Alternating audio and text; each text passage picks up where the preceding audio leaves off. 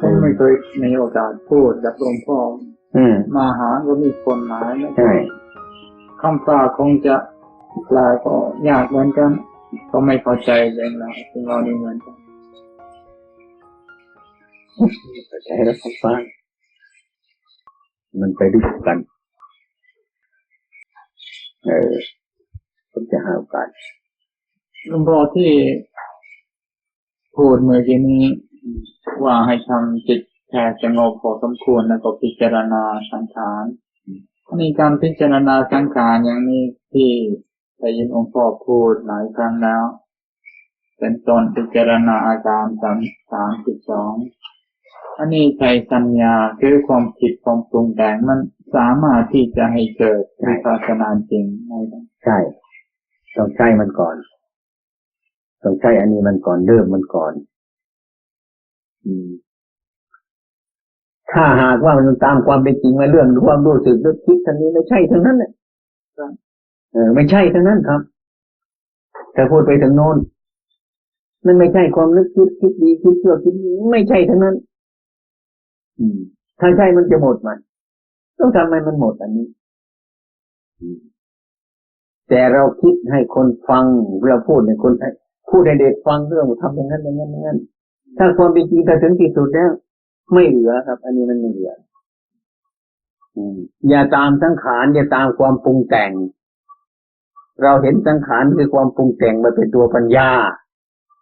เราก็วิ่งเข้าไปเรื่อยๆมันเป็นสังขารทั้งนั้นเนี่ยไอ้ความรู้อันนั้นก็ไม่ใช่ตัวเราเหมือนกันทิ้งมันเหมือนกันเนี่ยทิ้งมันเหมือนกันรู้จักวิญญาณนี่ก็สักว่าวิญญาณไม่ใช่สัตว์บุคคลตัวตนเราเขาเหมือนกันทิ้งมันเหมือนกันงั้นมันหมดเลยมันหมดอย่างนั้นคนก็ทำเมื่อทิ้งมันจะเอาอะไรอีกอ่ะเนี่ย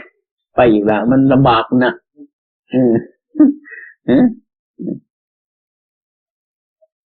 โครงการครับสงบพอสมควรไม่ถึงสงบขนาดไหนพอพิจารณาได้ไม่ถึงพอมีสติพอพิจารณาได้อยู่ปัจจุบันนี่ว่าไม่ได้คิดอดีตอนาคตคิดอดีตอนาคตได้แต่ว่าคิดไปเอาจริงเอาจังกับมันต้องคิดทุกอย่างนั่นแหละแต่ไม่เอาจริงเอาจังกับมันเรื่องความคิดอย่างนั้นมันเรื่องความคิดถ้าความจริงจริงอย่าไปตามมันเลยไอ้เรื่องความปรุงแต่งถ้าตามแต่ความปรุงแต่งมันมีเรื่องเสมอไปแหละมันจะหมดตรงนั้นมันหมดจิตนี้ก็สักว่าจิตเนี่ยไม่ใช่สัตว์บุคคลตัวตนเราเขาเรียกว่าจิตตานุปัสสนามันไม่ใช่ของเราไว้นั่นสุขนี่ก็สักว่าสุขทุกข์ก็สักว่าทุกข์มันสักแต่ว่าเท่านั้นเนี่ยถ้าไปเห็นตรงนั้นแล้วมันส่งถึงนั้นแล้วมันสงสัยมันก็ไม่มีอะไรแต่นั้นคือการพิจารณาอย่างนี้ที่ปกติพูดมันเป็นความพิจารณาจริงๆไหมครับที่ใช้สังขารใช้ความคิดแค่ความคิดแต่ว่ามันเห็นนอกเหนือความคิดออกไปอยู่ตรงนั้นเชื่อคือมันไม่เชื่อตามอาการนั่นอีกต่อไปนั่นเข้าใจไหมไอ้ความรู้สึกเองก็สักว่าแต่ความรู้สึกเท่านั้นไอ้คือตัวนั้นมันคือตัวนั้นน่ะมันไม่เกิดไม่ดับอยู่อย่างนั้นมันเป็นของอยู่อย่างนั้นมันเป็นของมันอยู่อย่างนั้นคือเรียกว่าเขาเรียกว่าคือมันไม่เกิดไม่ตายพูดง่ายๆจ้ะมันไม่เกิดไม่ตายอย่างที่ว่ามันไม่เกิดหรือไม่ตายอย่างที่จิตของเราเนี่ยไอ้จิตของเรานี่แหละสมมุติว่าจิตมันจะรู้จักความรู้สึกจิตเนี่ยถ้าพูดถึงเรื่องจิตจริงๆนั่น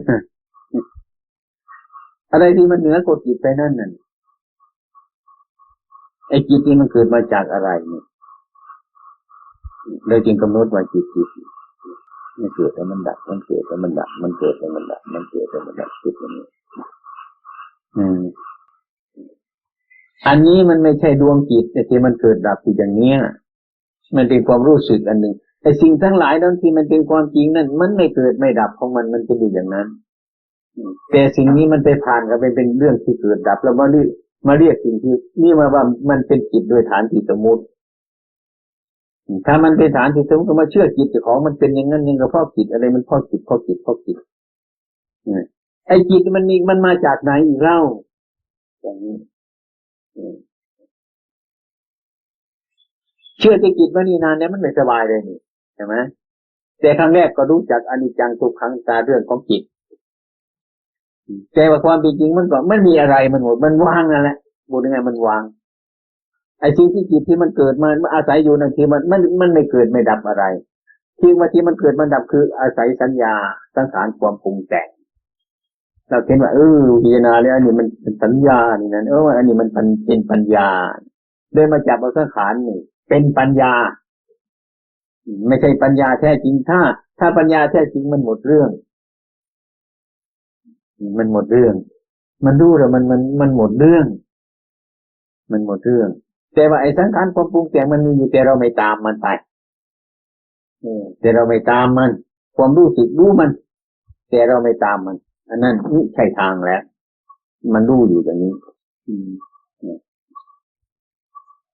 แต่เราจะมาหาจุดนี้ทำยังไงนะอะไร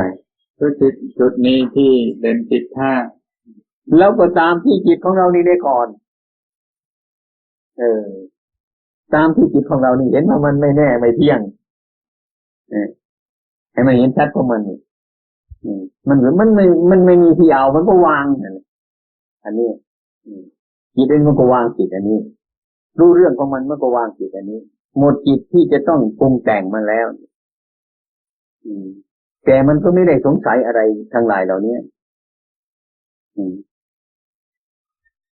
อันนั้นท่านเรียกว่าไอ้ที่เรียกชื่อมันขึ้นมาเนี่ยมันเป็นเรื่องสมมุติบัญญัติขึ้นมาถึงนั้น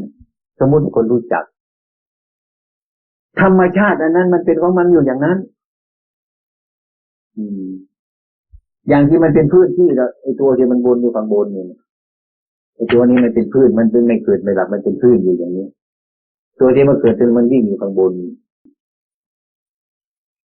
แต่จะบอกนี่เป็นจิตบ้างเป็นสัญญาบ้างเป็นสังขารมันเนี่ยพูดถึงยังไงรูปเวทนาสัญญาสังขารไม่มีหมดนะมันมีโดยฐานจิตสมมติรูปเวทนาสัญญาสังขารเกิดแล้วหลับไปมันไม่มีดับในคำที่พระสารีบุตรเรียนถามพระปุณณมันตานีเคยได้อ่านไหมท่านจะออกไปธุดงควัตรอาจารย์ก็มาสอนเรื่องเดินธุดงค์ให้ฟังท่านพระสารีบุตรท่านได้ถามลูกศิษย์ท่านว่าพระปุณณมันตานีถ้าเดินธุดงค์ไปนั่นน่ะถ้ามีคนมาถามท่านปัญหาท่านว่าท่านพระปุณณมันตานีพระกินาศพตายแล้วเป็นอะไรท่านจะตอบเขาว่าอย่างไร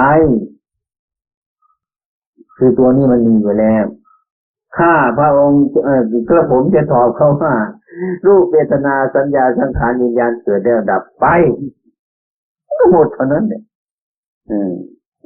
เท่านั้นคุณใช้ได้แล้วใช่ได้แล้วอันนี้ท่านสอบถามลูกศิษย์ท่านที่จะออกเดินทำเราใช่ได้แล้วทีนี้เราก็ถามดีว่ารูปเวทนาสัญญาสังขารยังเกิดแล้วดับไปเข้าใจเพียงแค่นี้ก็หมดเข้าใจแล้วเอาไปพิจารณาให้มันเกิดปัญญาให้มันชัดก็ไปนะไม่ใช่คือเดี๋ยวดับไปเฉยๆนะไม่ใช่อย่างนั้นต้องพิจารณามันมีผลในจิตของเจ้าของจริงๆแต่ว่าเราก็เป็นอย่างนั้นเกิดแล้วมันดับไปไม่มีความสุขทุกข์ตามมันเลยไม่มีความยึดมั่นถือมันเลยอย่างนั้นให้มันเป็นจริงๆอย่างนั้นเห็นกับเจ้าของอย่างนั้นไม่ใช่มาพูดเฉยๆนะเรานั่งอยู่ตรงไหนแล้วก็ไม่มีอะไรมันเกิดขึ้นแล้วก็ดับไปเกิดแล้วมันก็ดับไปเกิดดับไปเท่านั้นไม่อาศัยความปรุงแต่งไม่ยิ่งไปตามกับมันปรุงแต่งอีกพวกคณะพระเรามันคือปรุงแต่งอย่างหนึ่งปรุงแต่งอย่างคฤหัสถ์หยาบๆมันก็ปรุงแต่งไปอย่างหนึ่งไอ้เรื่องมันปรุงแต่งถ้าเราตามมันไปเสมอถ้าเราไม่รู้มันก็ยิ่งมากไม่รู้มันจากอะไรมันเป็นหน้าเป็นหลังน่ะ ยังมีจิตเดิมใช่ไหม จิตเดิม อะไร คือเมื่อหลวงพ่อพูดเมื่อกี้นี้คือมันคล้ายๆว่าเข้าใจว่ามีอะไรนอกจากขันธ์ห้านี่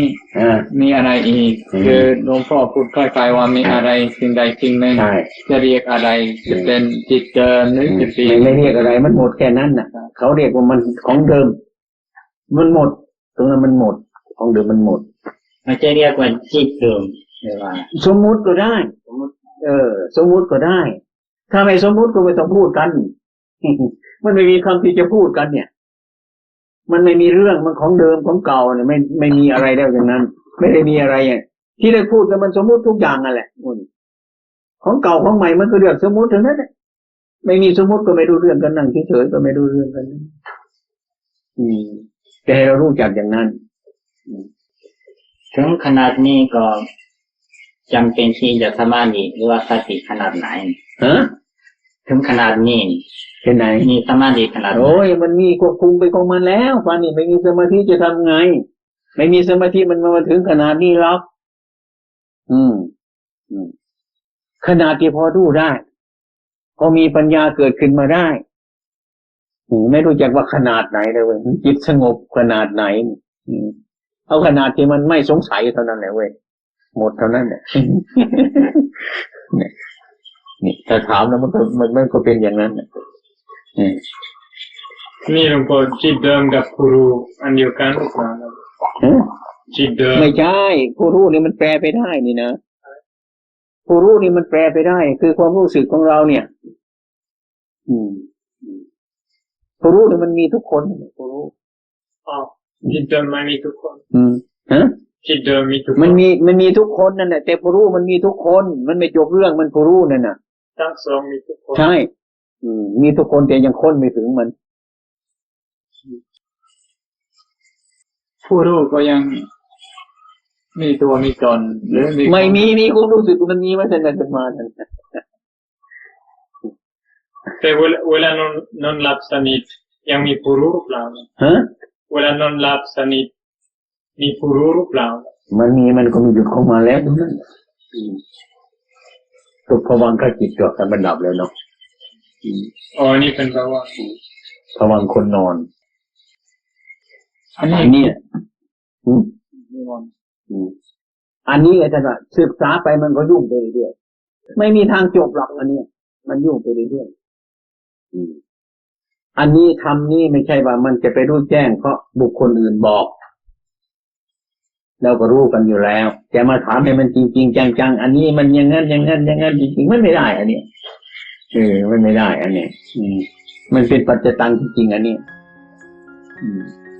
แต่ก็พอเอาไปพิจารณากัน ครับ เอาไปเข้าไปพิจารณา